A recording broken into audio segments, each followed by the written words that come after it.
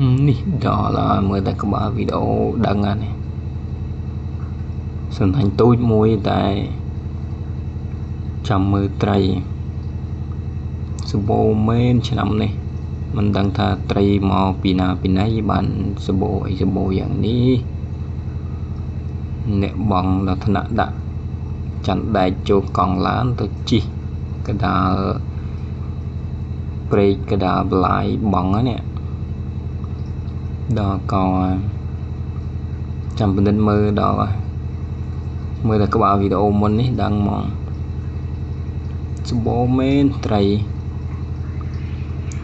ប្រភេទត្រីសត្រីរៀលឆ្នាំនេះពេញលេងដល់មើលសំណាញ់ពេញពយងហ្មងចឹងអីសប្បាយបង